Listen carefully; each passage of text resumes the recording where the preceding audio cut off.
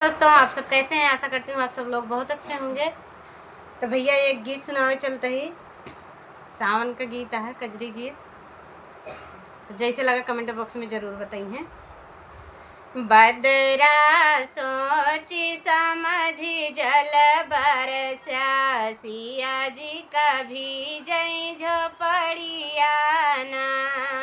बदरा सोची समझी जल बरसा, सिया जी कभी जई झोपड़िया ना। सिया जी कभी जई झोपड़िया ना, सिया जी कभी जई झोपड़िया ना।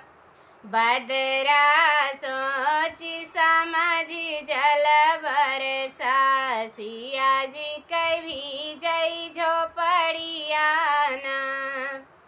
बनवा में मोरी सिया काटन लकड़िया, कंधवा पे धरे कुल्हड़िया ना।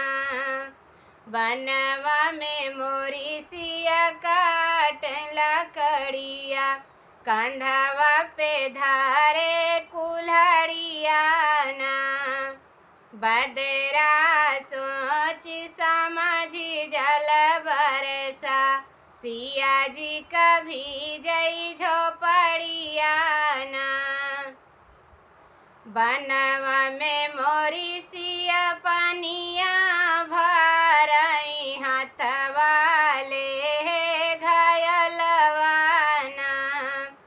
बनवा में मोरी सिया पनिया भरई, हाथवा में ले घड़िलवा ना। बदरा सोच समझी जल बरसा, सिया जी कभी जई झोपड़िया ना। बदरा सोची समझी जल बरसा, सिया जी कभी जई झोपड़िया ना।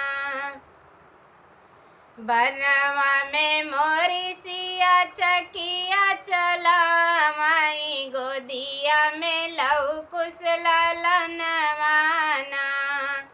बनवा में मोरी सिया चकिया चलावाई, गोदिया में लौकुस ललनवा ना।